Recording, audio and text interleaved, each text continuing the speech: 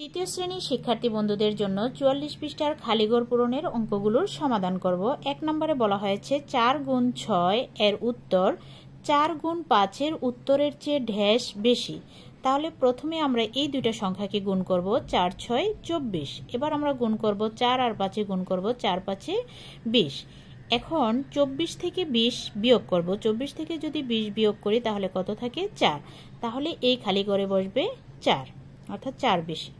এবার ২ নম্বরে বলা হয়েছে ৭ গুণ ৮ এর উত্তর ৭ গুণ ৯ এর উত্তরের চেয়ে ঢ্যাশ কম, অর্থাৎ খালি ঘরে কত বসবে? প্রথমে আমরা ৭ আর ৮ গুণ করব, ৭ ৮ ৫৬, তারপর ৭ আর ৯ গুণ করব, ৭ নং ৬৩।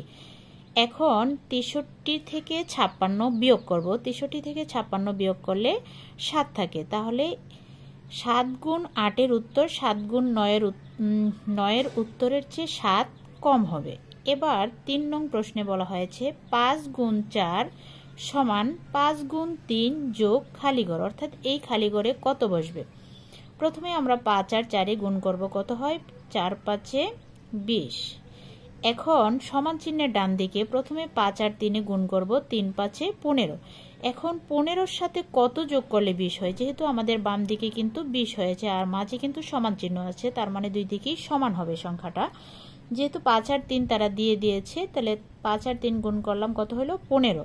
এখন এই ১৫-র সাথে কত যোগ করলে ২০ হবে? ৫ যোগ করলে ২০ হবে, অর্থাৎ খালি ঘরে বসবে ৫। এবার ৪ নংয়ে বলা হয়েছে ৮ গুণ ৯ সমান ৮ গুণ ১০ বিয়োগ খালিঘর।